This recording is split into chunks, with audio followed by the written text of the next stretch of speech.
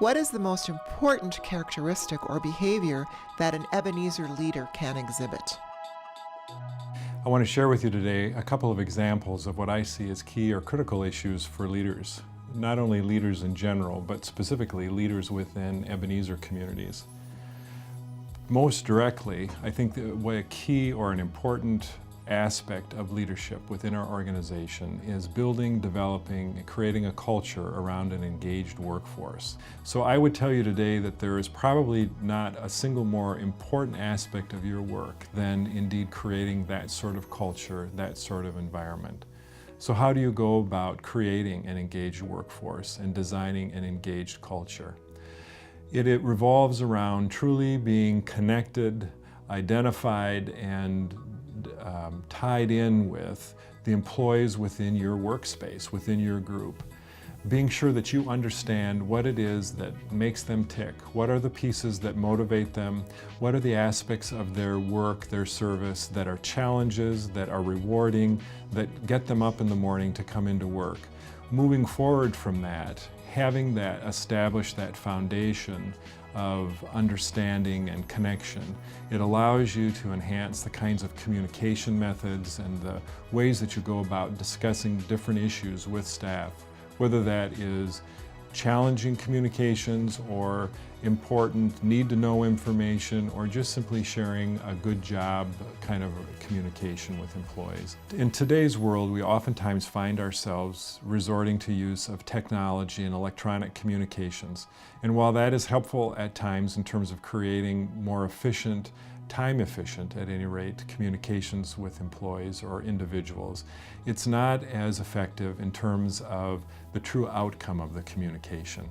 And so I would encourage you to, as much as possible, take advantage of the opportunities to have true face-to-face communication, providing for those opportunities to truly look somebody in the eye and talk through a situation, versus simply doing it through an exchange of information via emails. It is also important to understand that the power behind specific verbal communications with staff. There is probably no single larger motivator or recognition than simply being able to say thank you to somebody. Identify those handful of different actions that you could take from your perspective to get out, to connect, to understand, and build those ties and relationships, and then begin to do them. Begin to incorporate them in your day-to-day work, your day-to-day routines, so they become as commonplace for you as answering the phone or opening mail. And when you can engage and consistently use those different techniques in the work that you do, you will begin to build the stones, the stepping stones toward an engaged and truly committed workforce. Service excellence comes as the natural byproduct of the Platinum Rule. A leader with dignity has a self-confidence in their ability to lead and the appreciation that it is going to take an entire team to accomplish something that they cannot do alone. Ways that dignity can be applied are preserving the dignity of others. One of the best ways is truly listening. Listening to what the message is, whether it be a customer or an employee. Listening with curiosity for what the resolution may be, and guiding somebody to find that own self-resolution. It's also about listening to the message when it's delivered with emotion, and not responding to the emotion, but to the message. The second would be supporting the team to success. A leader with dignity sets people up for success by giving clear expectations, roads to achieve that, tools to achieve the goals, and then also taking the time to explain any of the barriers that may exist and positive solutions to work around those barriers. Third, holding accountability. I think a leader with dignity understands that we all need to have our oars in the water, moving the boat in the same direction and at the same time. And that takes a great deal of attention. So expect actions from individuals that are going to lead to service excellence. They should be very self-evident. Fourth is self-respect and self-control by that leader. Dignity is shown in ownership of outcomes without blame. With approaching the platinum rule, which means that we are looking at what others would like to have done to them. And then also a dose of humility when needed. There is nothing more impressive than a leader who will apologize as appropriate. I've thought about this question quite a bit, and the one thing that comes to my mind is the word vision. Having a strategic plan, thinking about how you're going to get there, finding the right people that can help you create the vision.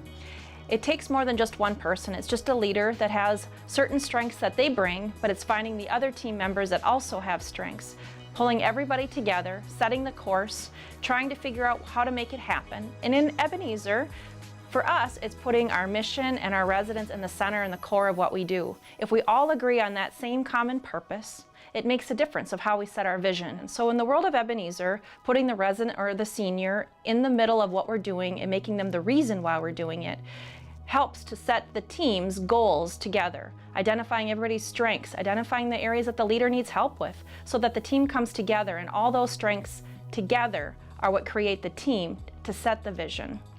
There's a quote that I use often in my head, and it's from Gandhi, "Be the change you want to see in the world."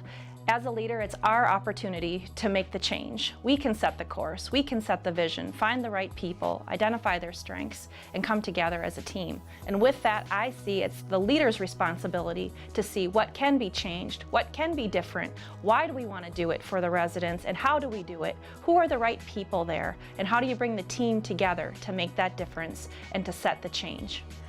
What I like to tell supervisors and managers is that there's a difference between being a supervisor and being a leader.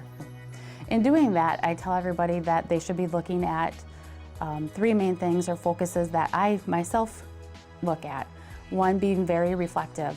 At the end of the day, I try not to take anything personally, but I say, what is it that I did and how did I impact that situation? And if it was a negative outcome, how can I make that outcome better? What was the role that I played in that so I can make it different the next time? The next thing is being transparent. What that basically means is not hiding anything, letting people know what's happening, not being afraid to admit when there is a mistake.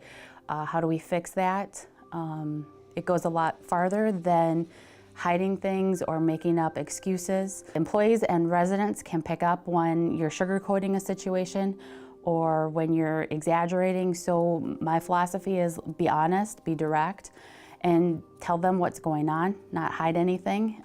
It's a lot easier to deal with apologies and, there was a mistake made, let's fix it and do what we can do to make it better. I like to tell people or students that when they're looking for an organization, to find one that matches your values.